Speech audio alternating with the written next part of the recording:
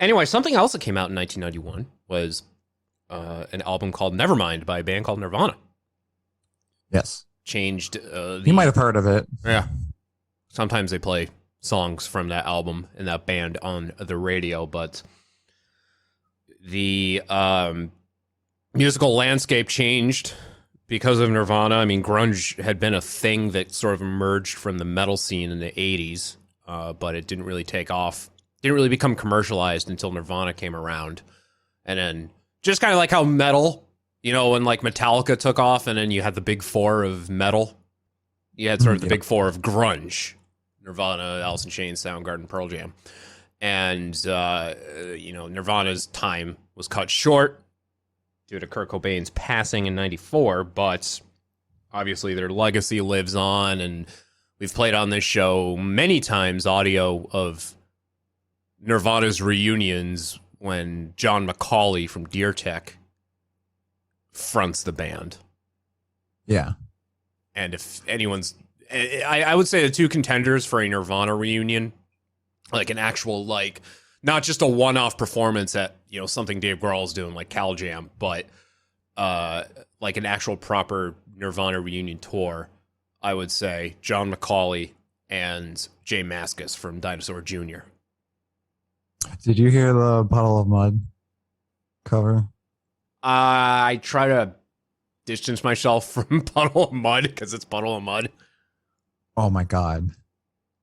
Yeah. Hold on. Oh my God. Is it like, oh my God, good or oh my God, bad? All right. So I'm going to look up a video and I'm going to send it to you. It's a little bit of like every time they do something kind of video, you know, like they slow it down or something like that. But holy shit, you need to see it because like this is life changing. Okay. Like, send it to me and I'll see if I can try to fit it in later on in the segment here. I mean, well, I bring up Nirvana while Nate looks for this. I just hardly focused. We're hardly focused all the time. So yeah, it fits. But I just figured I just had to do that because it is. Yeah.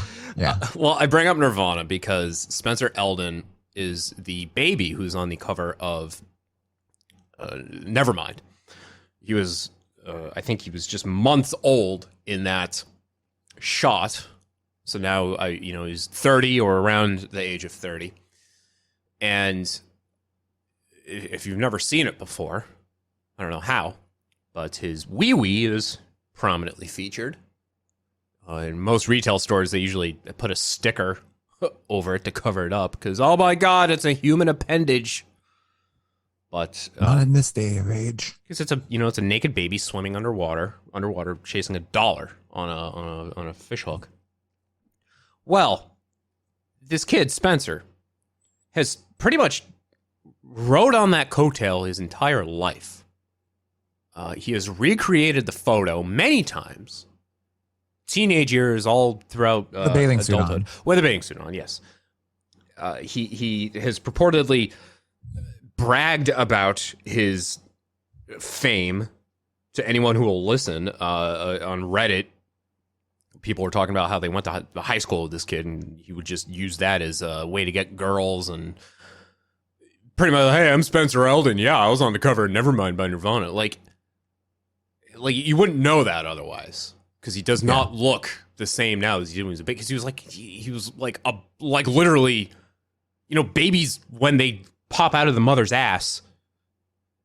Being facetious, by the way. I say that all the time. I say that all the time. Like, oh, you fell out of your mother's ass. And one day, Ack got like really worked up because he seriously thought that I was being serious. That you thought that's how it happened? Yeah. Classic. Yeah. And we had to have a conversation. You can't be serious, man. You cannot be serious. We had to have a conversation. I'm like, dude, I'm kidding. Wow. It's me. I'm kidding. But anyway, babies don't look like from day one, do not look the same as they do, when you're 30 years old.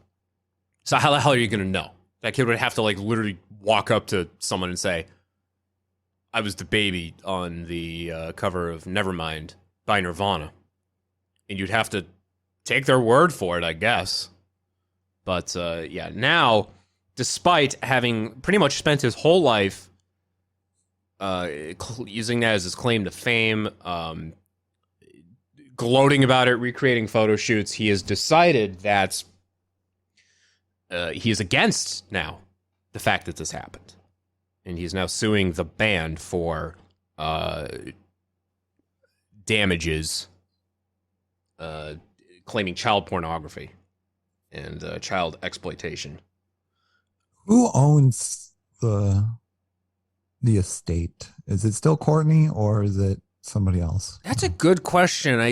I want to say Courtney because I don't think I don't think it's Francis. Yeah, because if it is Courtney, then it kind of changes my opinion on this lawsuit. I don't think it's Francis Bean. I don't think she has any. If she does, I mean, I don't know. I'm not that versed in. I'm not that versed in that front, but I know, like, when it came down to the music, Courtney and Dave Grohl and Chris Novoselic were at odds over what they could do with the music. Yeah. But I think they resolved that. The thing about it too is that this kid is suing the band. He should be suing his parents. Yeah. And they only got something like $250 for the photo. Even though, like, they're, Nevermind is considered like one of the greatest and highest selling albums of all time. And yet they literally got a couple $100 for the photo shoot. So a bunch of articles, bunch of news coming out about this. Consequence.net, formerly Consequence of Sound, had a really good write-up about what lawyers are saying about the case. An article titled "Legal Experts Call Nirvana Nevermind Baby Child Porn Lawsuit, quote, frivolous as more details emerge." According to Jamie White, who has represented clients victimized by priests, Boy Scout leaders, and former U.S. gymnastics team doctor Larry Nassar. He says, "I've never seen a more offensive, frivolous lawsuit in the history of my career. Not only do I think this lawsuit will hold water, I think the attorneys will be scrutinized for even filing this thing. The idea that the Nirvana album is for the purpose of gratification sexually is just such a ridiculous outrage. This is a money grab, and I would look for a court to dismiss it because it's frivolous and it really is offensive to what we've all been doing in trying to protect children from the harm they are alleging here." Couldn't have said it better. Yeah. I think, honestly, and this is extreme, but I think the kid, he's got to have a drug habit. I keep calling him a kid. He's like 30 years old. He's my age. Yeah. He's got to have a drug habit. He's got to be in debt. He's got to be hurting for money and is using this as a way to try to get money.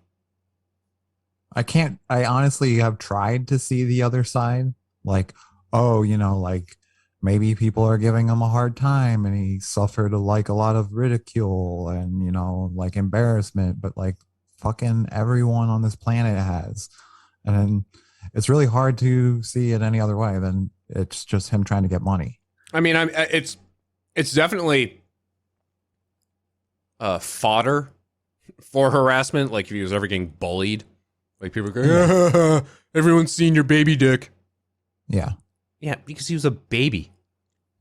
Kids aren't born fully clothed. Like they're typically, even though there's a degree of modesty that people want to have up for their kids, people generally don't care if there's like a naked baby around. No, like they might say something, but if a legit baby is naked, then who gives a shit? Yeah. It's this whole thing is weird. Yeah. And yeah. Well, this article is weird. This article goes on and says, filed via the California federal court, Elden's suit seeks monetary damages from 15 defendants, including Universal Music Group, photographer Kurt Weddle, the estate of the late Kurt Cobain, his wife Courtney Love, drummer Dave Grohl, bassist Chris Novoselic, and former drummer Chad Channing. That's a name I haven't heard in a while. Elden is also demanding the album cover be changed for all future releases. Yeah, Chad Channing, played on Bleach, Nirvana's first album, and his contributions to Nevermind, if I remember correctly, are the cymbal hits on the track Polly. Yeah. That's it, because that's the only percussion on that track, and I think they also recorded it when he was still in the band. So, if you're gonna sue Chad, I mean, is he just like looking at the liner notes and just like suing anyone who's credited on there? Because if you're gonna sue Nirvana, like sue Dan Peters, sue Dale Crover, and all the other drummers who were in the band, sue Jason Everman. I'm trying to remember the drum parts for some songs because I remember Dave talked about like how the tom work in one of the songs was all him. And good radio content. Well, there's some there's demos from Nevermind that feature Chad Channing, like In Bloom. They recorded In Bloom before. I think that's the one I'm thinking of. Yeah, because that's the one like do right. Mm-hmm. Yeah, and it sounds pretty like what Dave did. He was just doing what Chad originally recorded, so there really isn't too much of a difference between the Chad version and the Dave Grohl version. Just Dave obviously putting his little spin on it and just beating the shit out of his drums as he does, but yeah. So it's bizarre that Chad Channing's getting called out on this one too. But this is why I seriously think this is just it's a cash grab. It's Spencer Elden needing money to fuel a drug habit or pay back debts. It's bizarre. It's like, why be okay with this throughout your entire life, only to finally decide one day, hey, you know what? I'm not okay with this. Like granted, people are like, oh, he couldn't provide consent because he was only a few months old. Okay. I mean, valid. So go to your parents. Sue your parents. Bring it up with your parents for allowing this. Yeah. Have you seen any like memes about it? No, I haven't. There's one great one. I can't remember the album. I was just trying to look it up.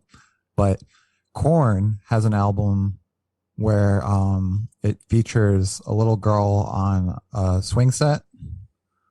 And the caption says, "Little girl from Korn's album cover suing the band for fear of playgrounds." It's pretty good. Okay, I've seen a couple of these now. Like I've seen like Pink Floyd and I'm blanking on some of the other ones here, but I have seen some some parodies of this. Now, in all seriousness, why don't let's look at the album cover of Balance by Van Halen, which has it's I think this was like early Photoshop or however you want to look at it, but it's Siamese twins, two little girls conjoined at the hip, sitting naked but obscured on a swing set, I believe, or a teeter-totter, whatever you want to call it. And then I think the Japanese release just features one of them, but still, like technically they're naked. You don't see them trying to file a lawsuit unless they have, and I'm just blanking on it. But you don't hear about them suing. The little girls from Siamese Dream, Smashing Pumpkins, like Billy Corgan has claimed that like he keeps in touch with them, but they're not like suing for child exploitation. Yeah, it's just bizarre, man. It is a weird case for sure, and I hope it gets thrown out like right away, unless of course, like I'm saying, this is Courtney's money, and like it's like that's what you get for killing Cobain. Do you think that she killed Kurt? So it's very challenging for me because I actually read Heavier Than Heaven, which is like the biography of Kurt Cobain. He was the perfect candidate for this sort of thing to happen because like he had so many like problems. Like he was the perfect candidate because like everybody, if somebody did that to him, no one would believe that he was murdered because like everything that he did looks like it was the end for him, because Nirvana actually was broken up when he did it. Yeah. And I would have to imagine like a rock star like him who had been chasing success and then got it an overwhelmingly amount of success thrown his way, and then for it to blow up in his face. Like, I don't know, like, I'm not really into conspiracy theories of like, you know, like, oh, the private eye that was hired also died and all this weird stuff. Like, I just want to, like, I read his book and I was like, he definitely killed himself. But yeah, then, I think he killed himself because, you know, everyone thinks Courtney did it, that Courtney murdered him. Man, Courtney Love's not that smart. Have you ever seen her? Have you ever listened to an interview with her? Like, she's a space cadet. Well, she could hire somebody. That was the idea. I mean, yeah, she hired somebody to do it. And knowing her, like, she's gonna look in like the yellow pages of contract killers, and she's gonna go with like the you know, most affordable one who's gonna fuck up and like accidentally kill themselves. Yeah, point the gun in the wrong direction. Yeah, I believe. Well, Kurt. I actually believe Kurt killed himself. That was one of the things that people said, though, that was a little bit confusing, is that he was on like way too much heroin to be able to lift a gun. So that's one of the evidence against that's one of the conspiracy theories, is like he took so much that he should have been dead instantly. Like, that's how much he took. Did they find like that much in his system? Yeah. Okay. I don't know. I'm still of the mind that he killed himself. I mean, I'm agreeing. Like, I don't, but there's also me that thinks like, well, it could have very well happened, because it's just, he's the perfect candidate for it. Like, if you read his journal and you followed his life, like, he was very twisted and very dark. Yeah. And he, like, it, by reading his biography, I would think like this can only, well, of course it can only end one way, but you just know that it's not going to be a happy ending. Right. So he'd be gone even if it didn't happen. I'm sure of it. From this Consequence on that article, a quote from Spencer Elden's lawyer, who's actually, you know, is defending the case here, says, the article says, on the other hand, Elden's lawyer, James Marsh, vehemently disagreed with those in favor of tossing out the case, telling the New York Post that the backlash to the suit was due to, quote, idol worship of Nirvana and Cobain. Which is Marsh says, this is something that happened without his consent long before he was in a position of giving consent. This is also an album that was very controversial from the first day. The reality is the court will decide whether or not this is child pornography. A jury will be called to decide whether or not this qualifies as child exploitation, and those are factual issues. Two things about that. One, again, sue the parents. Don't sue the band. And two, this isn't going to make it to court. It's not going to make it to a jury. It's bogus.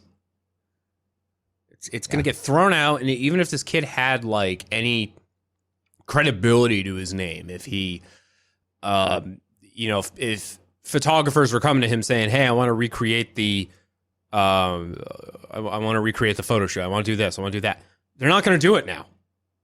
He could have just rode this and continued to, you know, make money here and there and been fine. Now he's just shooting himself in the foot now.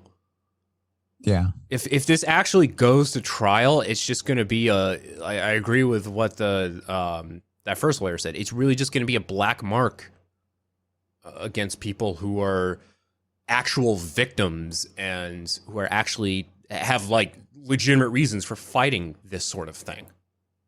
Yeah, it's fucking disgusting, man. Yeah. Like, those types of cases that take away light from the real stuff, it's just not right.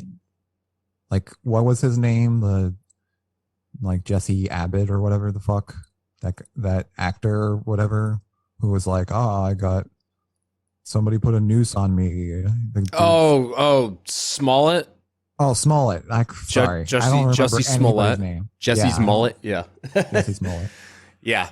Yeah, it's that sort of thing. It like takes away so much, and like the accusations all the time that are false take away the ones that are real, and then you get a scenario like, did it happen or didn't it? And that sucks. In his case too, and there's overwhelming evidence that proved that he was bullshitting and nothing actually happened to him.